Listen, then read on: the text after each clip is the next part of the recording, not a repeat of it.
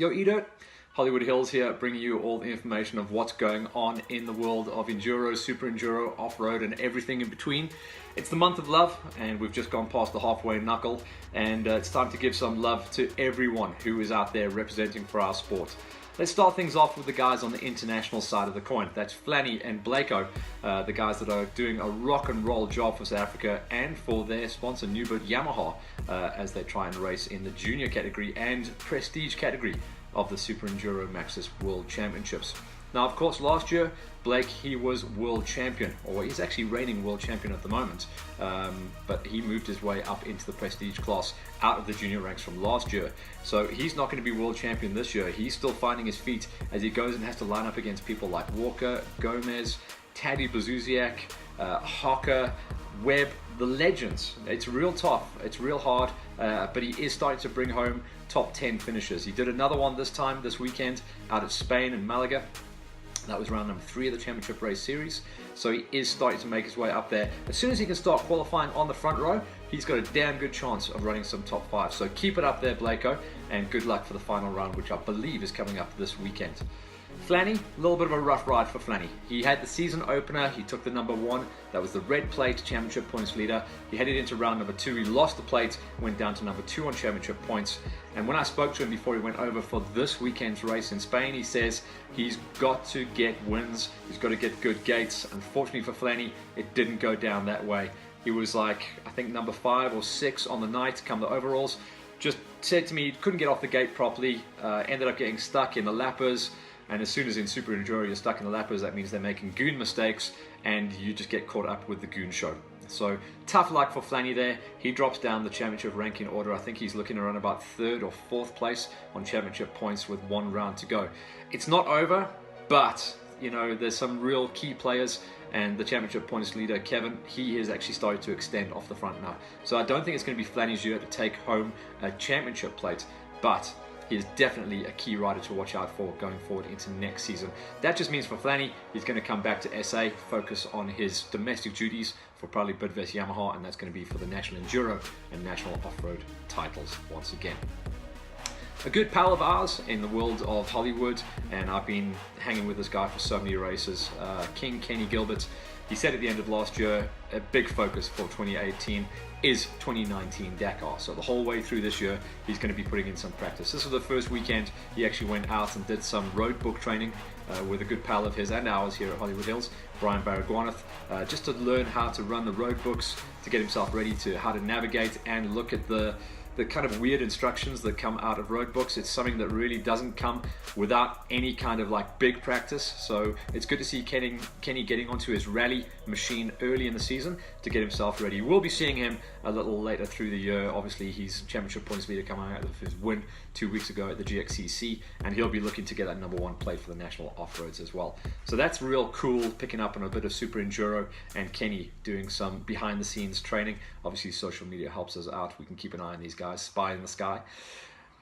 A cool thing that happened to me a couple of weeks back, it was actually before the opening round of the GXCCs, was I got invited to Rad Motos, Dave Griffin, Taki, all the guys down there, Jubs on his crutches. You know, for a long time we've been talking about the junior Rad Moto team, and it's something that maybe doesn't get as much press as it should, and the juniors maybe don't get as much press as they should, and it's something that we've been really trying to work on. They had a really cool rock and roll launch down there, that all the kids got their new bikes, their new sticker kits. Very cool to see them signing their contracts. Well, mom and dad signed the contracts, but the kids were there for the contract. You know, you can't sign a contract unless you're 18. But they've got little races on the 50s. Little Mackenzie Bam got picked up this year, so she's got a nice support deal with Rad Motos. Kaden van der Spey, you know, it's cool to see the development of the kids as well, because I've been talking about them for so many years. Little whippersnappers coming from 50s, 65s. Kaden van der Spey moves from the 65s to the 85 juniors, that's the small wheels.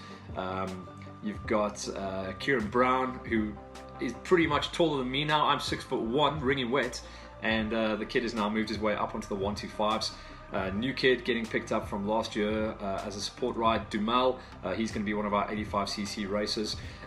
I don't mean to leave anyone out. It is a very big team, something like 10 riders all in all. And they're going to have full support at the EWXCs, at the GXCCs, and of course at their main junior national tour. That's the T-Bone National Junior Tour. That's actually coming up this next weekend, so it's very, very exciting. T-Bone, I think they actually drew a line under their entries last night, so it's very, very exciting to see some really good numbers. Probably over 100 juniors so far entered for the opening round of the T-Bone Junior National Enduro Championship. Last year it had its first full season all around the country. This year opening round starts with us at Hartbeer Sport, so very, very exciting for the juniors. I'm going to be out there mainly selling coffee, but keeping an eye on what is going on out there with the kids, and it's real exciting. One of the movers and shakers, and I did touch on this a couple of episodes back with the pro riders moving, like JC Nienhoven getting picked up by Holshot Husqvarna. Well, one of the junior riders who has actually done a jump ship, and after riding for Rad KTM Motos for around about 3 years, little Carl Branson, he actually got picked up by Trax KTM. And the reason for that was Trax do not have a junior development side. So very cool to see Rian and the guys over at Trax at Silver Lakes pick up a junior rider, and that's maybe a journey they're going to be continuing with as they go on, because they've got a huge support structure for all categories of riders. But incredibly enough, the first year and the first rider they picked up for the juniors, and a good buy as well, is Carl Branson as he makes his step up this year into the 85 senior gate. The juniors had a real good lineup as well at the opening round of the GXCCs just 2 weeks ago. We saw our biggest ever 50cc gate, and for me that's the biggest news of all, because that is our first legitimate race category. The 50cc's twist and goes, semi-automatic bikes, moms and dads out there following them, making sure they can get up and get going, because after that they go out onto the main route. 50cc's, remember, they generally race a 5k loop and they do a 1 hour race. Then they move up the next year into their 65s, 85s. Obviously they top out at the 85 juniors, but that's a 15k loop and it's a 2 hour race. After that, they go 125s and they get onto the big gate. And that's where a couple of the guys are starting to make their way up for. The beginning of the season has been a huge story for the juniors. Massive entries at the EWXC, massive entries at the GXCC, record entries in fact. And a lot of guys making their moves up. Heinrich Aust, the winningest rider on the 85 senior tour last year, makes the big step up onto the 125s. That leaves a slot open. And the man that ran him closest the whole way through last year was Matty Wilson. Matty Wilson also making the move across from Roost KTM this year onto the Holshot APC Husqvarna squad. So he's on an 85 big wheel, and he's got 1 year left before he makes the move up onto the 125s. So for us, it's been a couple of years where we haven't seen a lot of development coming out of the junior ranks like we saw with a few years back. I'm talking about 5, maybe 6 years ago, when Wade Young, Blake Goodside, Flanny, all those guys were coming out. It's Brett Swanepoel as well. And while I touch on Brett Swanepoel, just so you guys know, there's been a lot of media about it, a lot of guys maybe commenting when they weren't actually at the event, but it was a tough crash, it was a hard fall, it was a bad break, but it's been repaired. So Swanee's hand is on the mend. We've got a little video here. You can see he is healing, the wound is healing, he's got full movement and full feeling in his hand. So it's not as bad as maybe some of the hype on social media was telling you all. The job's been done, the fix is there, and potentially he's going to be on for maybe round 4 of the GXCC series for this year, and potentially round 2 of the National Off-Road and National Enduros. So well done for Swanee, and we're just super pumped to see that video come out, that he has full movement on his hand and that he's kept his hand, because it was starting to look a little bit dark for a minute there. So that's that. Talking about the juniors, what else is coming up?